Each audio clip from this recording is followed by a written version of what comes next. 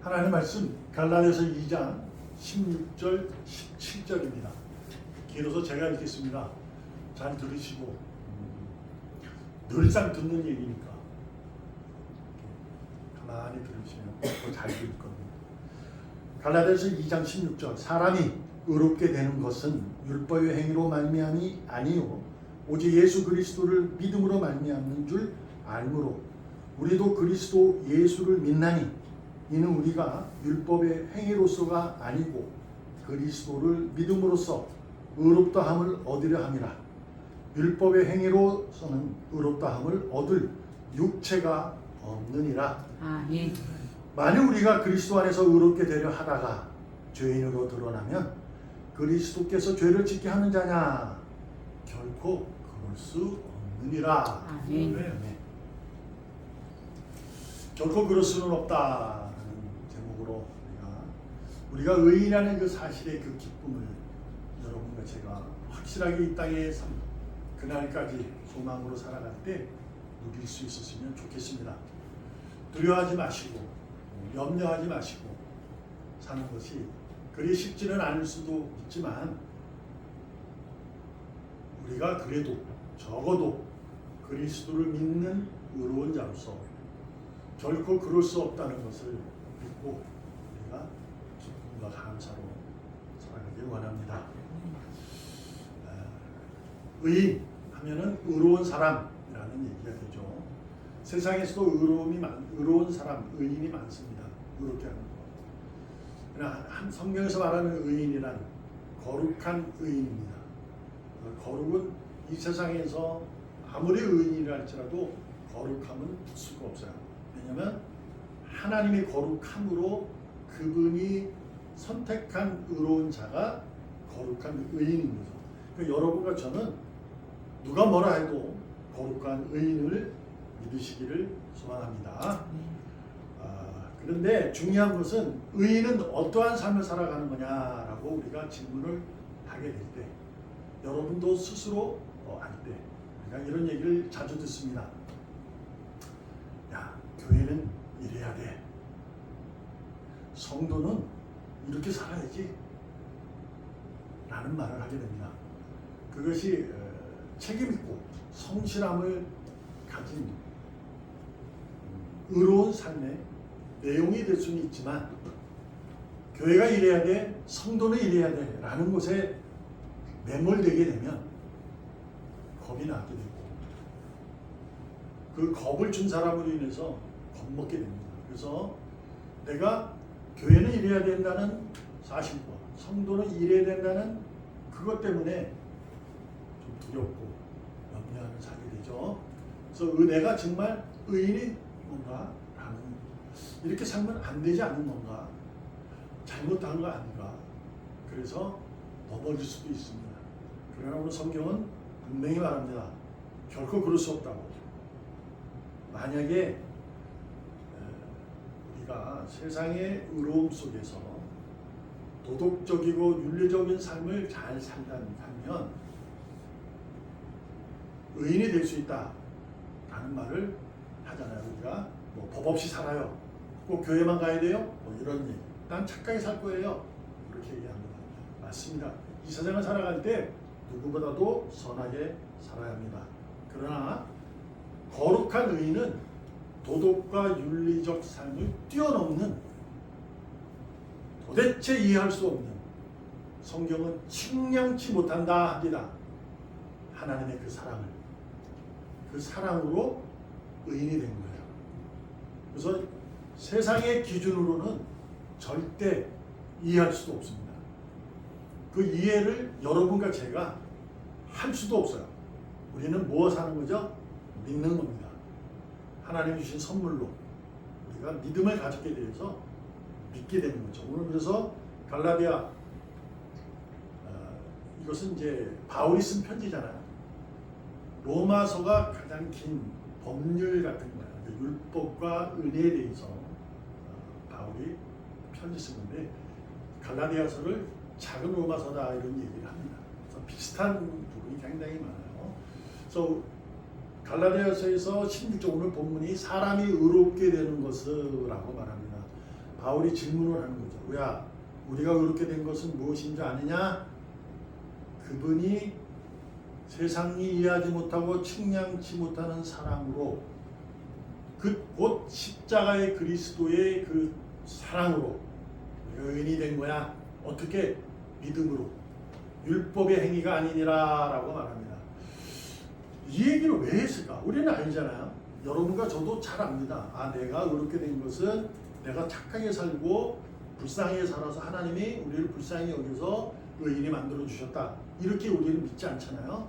우리는 십자가의 그 사랑을 믿게 되어지도록 하나님이 주신 선물에 의해 믿음으로 우리가 그렇게 된 거죠. 그것을 우리는 충분히 압니다.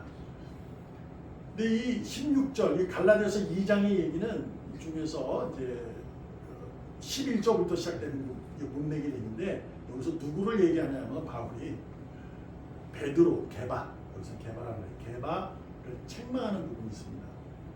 베드로가 이제 성령이 임해서 예수를 부인했다가 부활한 주님을 만나 그런 사도가 되었죠. 그래서 열심히 막 찬양하고 하나님을 복음을 전했어요. 그래서 자기도 이제 고넬료 지방까지 가서 성령이 기도를 해줬고 이러한 모습으로 그는 복음의 귀한 사역자가 됩니다. 근데 어느 날 야고보에서 온 이방인들과 같이 이렇게 음식을 먹었어요. 근데 다른 이제 야고보에서 온 율법의 그 유대인들이 오고서 보니 왜 저기 죄인들과 밥을 먹지? 이렇게 돼서 게바 베드로가 살짝 도망가거든요. 그런 일이 있었습니다. 그런 일이 있었던 것을 바울이 책망하면서 17절 우리가 잘 아시게 돼요. 만일 우리가 그리스도 안에서 이 바울의 신학이에요. 바울의 그 신학은 그리스도 안에서요. 그리스도 말미암아 그리스도 이게 바울의 신학입니다. 그래서 그는 바울의 서신서를 편지를 읽어보면 제일 많이 등장하는 단어가 그리스도 안에서입니다. 그래서 자 그리스도 안에서 이거 무슨 얘기냐? 우리가 그리스도 안에서 믿는 자가 되는 거거든요. 근데 그리스도 안에서 의롭게 되려 하다가 이게 뭘까?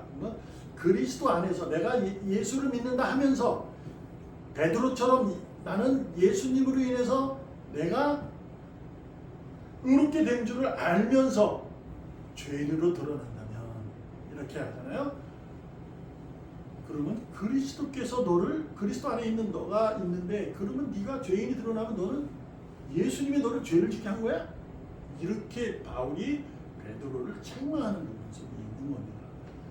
그러면서 위로하는 거죠. 그리스도 안에서는 결코 그럴 수 없다 이겁니다. 여러분과 제가 그러한 모습으로 살아가는 거예요. 그래서 교회는 이래야 돼, 성도는 이래야 돼 라는 말로 인해서 여러분이 주변 사람들, 특별히 그것이 의인들, 교회 안에 있는 사람들에도 이렇게 들 수도 있을지도 몰라요.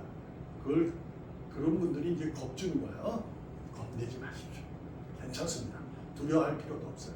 왜? 전제가 있어요. 그 대신 내가 그리스도 안에서 믿음으로 살아가는 이제부터는 하나님이 보내신 그 아들을 믿는 믿음으로 살아가는 자를 말하는 거예요. 그것이 우리가 가진 전제가 되는 거예요. 그러한 자는 교회에 대해서 야 교회가 그러면 되겠어? 성도가 야 그러면 되겠어? 결코 흔들리지 마시기를 바랍니다. 오히려 그런 말을 들으면 어찌해야 돼요? 야 웃기지 마 이러지 마시고 회개하면 됩니다. 자 읽습니다. 에베소 2장 8절 너희는 그 은혜에 의하여 믿음으로 말미암아 구원을 받았으니 이것은 너희에게서 난 것이 아니라 하나님의 선물이라. 아멘. 자 제가 겁을 내지 말고 두려워하지 말고 그 대신 야 웃기지 마 괜찮아 임마 꼭 교회는 뭐 그래야 돼 임마 성도는 뭐 그래야 돼 아니야 임마 그러지 마시고 회개하는 거예요. 자 무슨 얘기를 하고 싶으냐면 여러분 모세는 어떤 인물이었죠? 그는 태어날 때 애굽이라는 곳에서 다 아들을 죽이려고 했던 그러한 왕의 명령이 있었을 때 요게벳의 마음에 슬픔을 안고 갈대 상자에 모세를 나일강에 띄웠던 그런 인물이죠. 그리고 모세는 장차 히브리인들을 이끌 지도자라는 사실을 요게벳 엄마는 알고 있었어요. 그럼에도 불구하고 그는 갈대 상자에 넣어 그를 띄우게 됩니다. 하나님의 역사는 역시 멈추지 않았던 분이 알죠. 바로의 딸 공주에 의해 건짐을 받아 그는 거기서 애굽의 왕자로 크게 됩니다. 그때 유모로 불러진 자가 요게벳이 되었고 요게벳은 그를 늘 안아서 젖을 먹일 때 너는 하나님에 의한 자녀 또한 히브리인들을 이끌 지도자가 될 것이야 라는 얘기를 젖을 먹는 그에게 늘 말씀으로 그를 강건하게 키웠을 겁니다. 그러자 그는 왕자였을 때 40대가 됐을 때 힘이 막 하고 막 가장 칼도 잘 쓸 때 그는 히브리인들을 위해서 살인자가 되어버렸죠. 그래서 그는 도망을 갑니다. 도망가서 40년 동안 80세가 되는 노인이 되어서 그는 늘 하나님의 산에 올라가서 늘 하나님을 찬양하지만 다시는 하나님의 일을 하지 않습니다. 왜? 세상 시선이 성도는 이래야 돼, 교회는 이래야 돼 라는 말에 그는 두려웠던 거죠. 그러나 두려움이 있어도 그는 하나님을 믿고 의지했던 사람이에요.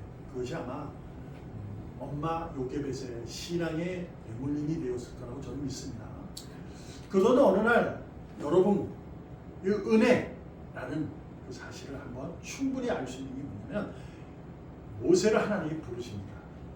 어디로 불러요? 가시 떨기나무에 불이 나는 곳에 부르게 됩니다. 모세가 거기를 가게 되죠. 가시 떨기나무가 불이 막 타고 있는데 전혀 그 떨기나무는 그대로 있는 거죠. 불만 있는 거예요. 꺼지지도 않아요. 그래서 그는 그곳에 신발을 벗고 무릎을 꿇습니다. 이 얘기를 하고 싶은 게 뭐냐면 여러분 겁내지 말라는 거. 우리가 회개하라는 이유는 뭐냐면 여러분 떨기나무에 불은 하나님이 붙이시는 겁니다. 여러분과 제가 그 나무에 불을 질러서 하나님이 여기 있어 라고 해서 불을 지르면 그 나무는 타버려요. 없어져 버려요. 그러나 하나님이 붙이시면 꺼지질 않아요. 그러자 그는 모세는 무릎을 꿇습니다. 이곳은 거룩한 곳이다. 이렇게. 말씀을 이해했으면 좋겠습니다. 왜? 야 웃기지 마. 괜찮아. 막 그럴 수 있는 거야. 꼭 교회 그래야 돼. 이러지 마시고 무릎을 꿇고 회개하는 우리가 되어야 합니다.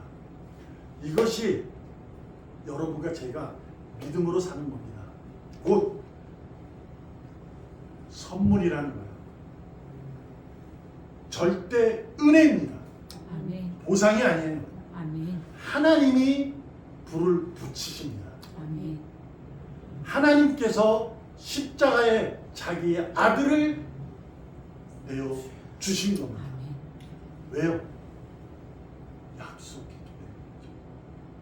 그러므로 의인은 도덕적, 윤리적 삶을 뛰어넘는 예수를 믿는 삶을 살아가는, 그래서 결국 하나님의 약속을 믿고 따르는 삶을 살아가는 것이 의인인 줄로 믿습니다. 아멘. 여러분과 제가 그래서 두려워하지 말고 염려 없이 내가 의인이라는 사실 속에 책임감을 가지고 성실하게 살아야 될 줄로 믿습니다.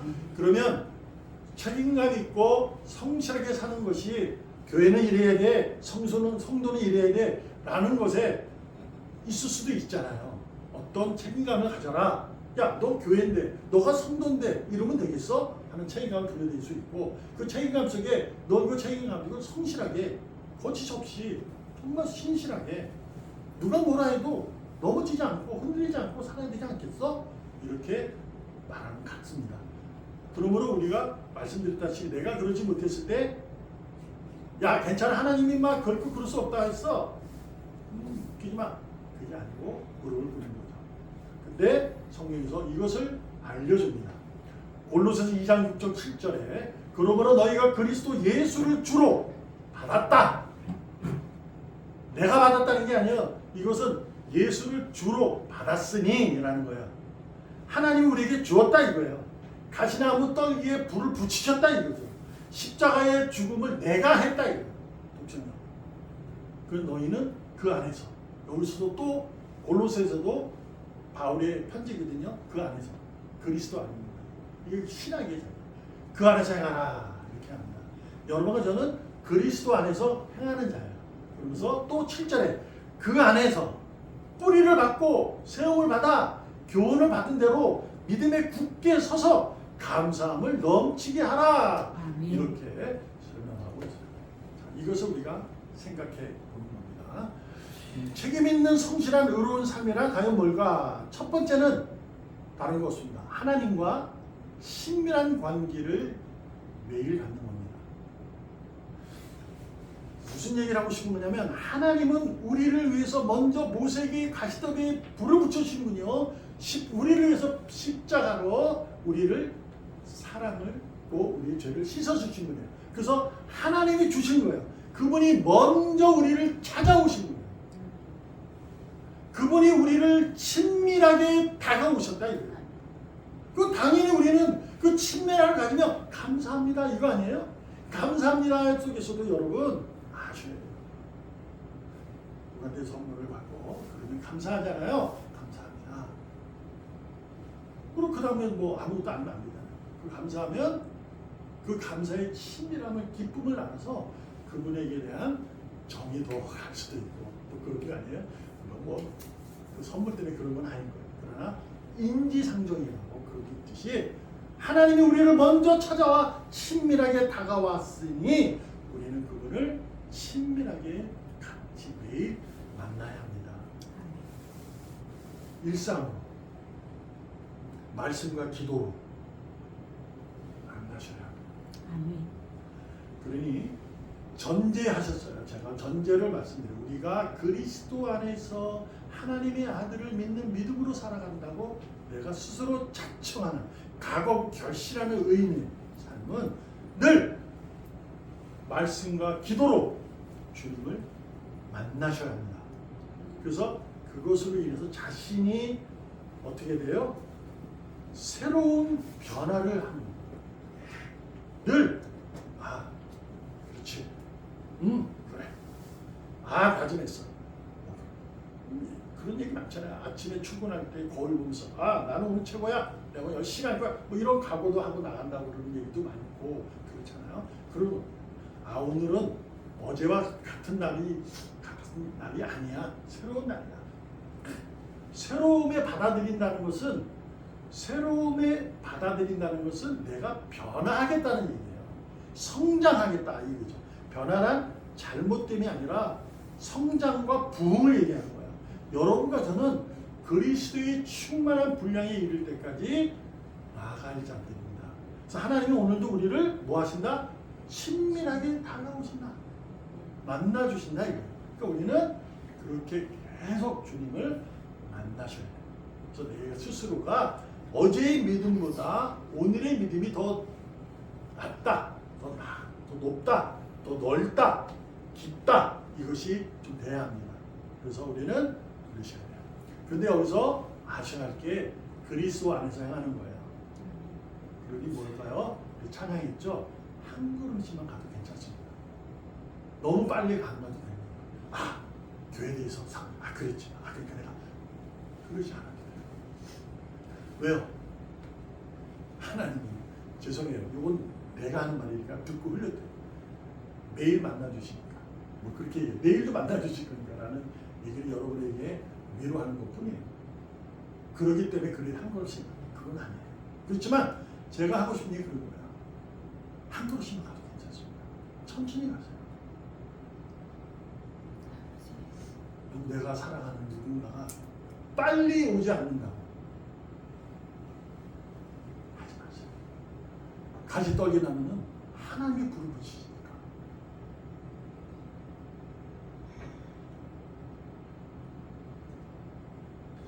두 번째, 그 안에 뿌리를 박아라, 세움을 받아라, 이거죠. 교훈을 받은 대로 믿음에 굳게 서라. 가만히 있어봐요. 예수를 믿게 된 거예요. 그리스도 안에서. 자, 이 말씀과 17절이 지금 되는 거예요. 17절의 말씀이 그리스도 안에서 의롭게 되려 하다가 죄인으로 드러나면 이거잖아요. 근데 고린도서 7장에 보면 뿌리를 박아 세움을 받아 교훈을 받는 데 믿음에 굳게 서라, 이런 얘기를 하는 거죠. 이게 뭘까요? 우리가 그리스도 안에 있을 때는 내 스스로가 하나님의 자녀라는, 하나님의 아들을 믿는 자라는 그것이 믿음으로 굳게 서야 합니다. 그것이 뿌리를 내리셔야 돼요. 근데 그것을 주님의 뿌리 안에 박아야만이 설 수 있다는 거죠. 뿌리를 땅을 이렇게 파서 얕게 씻으면 바람으로 넘어져요. 깊이 씹듯이 깊이 씹어요. 이것은 어떤 것에 의하느냐면 여러분과 제가 누구다? 의인이다. 곧 하나님이 그날까지 나를 사랑한다. 이 정체성을 발견하는 거예요. 늘 알아가는 거예요. 내 스스로가 나는 하나님의 자녀지. 이 사실을 하나님과 가까이 천천히 가면서 만나, 두 번째로 자신 스스로가 누구인지를 늘 발견하며 가는 거예요. 그래야 자신이 누구인지를 알게 되는 사람은 행복합니다. 자신이 무엇인가를 알고 내가 누구인지를 알게 되면 행복한 삶을 살 수밖에 없어요. 근데 내 자신이 누구인지를 잘 모르는 사람이 있어요. 그러니까 그게 뭐냐면 우리 가족을 얘기하면 좀 할 수 있으니까 선생님이 있는데 선생님이 이름이 타이틀 선생님인데 선생님이 선생님 같지 않으면 그분은 선생님이지만 선생이 아니잖아요. 그런 거 있죠. 공부하는 학생은 공부하는 학생인데 학생이 공부를 해야 되는데 공부하지 않으면 학생일까요? 아니잖아요. 그걸 말하는 거예요. 여러분 죄송합니다. 우리 늘 내가 하나님의 자녀라는 사실을 알게 되면 내가 마땅히 가야 할 길과 마땅히 해야 할 일을 하나님이 보여주십니다. 열어주세요. 그러므로 내가 행복한 사람은 내가 갈 길을 알게 돼요. 내가 할 일을 알게 됩니다. 그래서 내가 아빠라면, 내가 선생님이라면, 내가 사장이라면, 내가 누구라면, 교회에서 내가 목사라면, 내가 장로라면, 내가 안수집사라면, 내가 권사라면, 내가 집사라면, 아니 다 통틀어 내가 성도라면 마땅히 가야 할 길, 해야 할 일을 알게 됩니다. 그래서 마지막 세 번째가 어떻게 되느냐? 감사함을 넘치게 하십니다. 자리에서 하나님의 사랑을 보여주게 된다. 내가 그 삶을 살게 되면 감사한다는 것은요, 하나님의 사랑을 입은 자로서 그 사랑이 드러나는 거예요. 이렇게 보여줍니다. 이게 뭘로 표현이 되냐? 감사로. 여러분 죄송한 얘기이기도 하지만 한낱 이 헌금을 했다고 해서 여러분의 사랑, 하나님의 사랑을 보여주는 것으로 국한되진 않지만 그래도 예배를 드릴 때 하나님께 예물을 드릴 수 있다는 그 놀라움은 감사의 표현입니다. 이것은 쉬운 게 아닙니다. 쉽지 않아요. 정말 쉽지 않습니다. 감사라는 게 이렇게 쉬웠으면 왜 감사라고 하랄까요? 왜 바울이 감사함을 넘치게 하라고 할까요? 어디 뿌리 박나? 감사는 어떤 걸까요?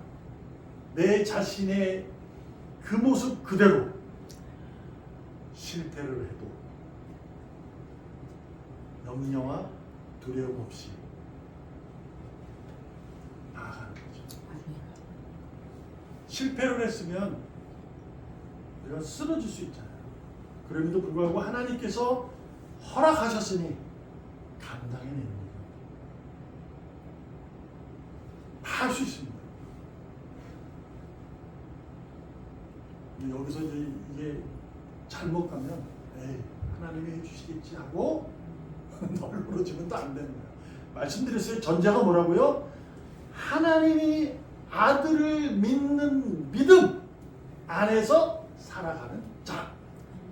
그러니 실패를 했다면 하나님이 너 허락하셨으니 괜찮아 언젠간 되겠지 이게 아니고요. 실패를 해도 염려고 두려움이 없다는 것은 하나님의 아들을 믿는 믿음 안에서 살아간다. 그래서 도덕적이고 윤리적 삶을 살기보다 그것을 뛰어넘는 예수 그리스도를 믿는 그 믿음으로 보여주기식이 아니고요. 남에게 보여주려는 믿음의 생활이 아니고 교회 가는 모습이 내가 의인이라는 교회에 다니는 의인의 모습이라는 사람을 보여주시지 않고 진짜로 살게 됩니다. 여러분 잊지 마십시다. 말씀 맺습니다. 말씀드렸다시피 여러분과 저는 하나님에 의해 거룩한 의인인 줄 믿습니다. 아멘. 그 거룩한 의인은 하나님이 떨기나무에 불을 붙여주기 때문입니다. 불을 붙이셔서 하나님이 우리를 이끌어 가실 거예요. 모세를 이끌었던 것처럼 여러분도 저도 하나님이 이끄실 때 여러분이 그 발걸음이 하나님이 인도하시는 대로 걸음이 걸어가기를 소망합니다. 아멘.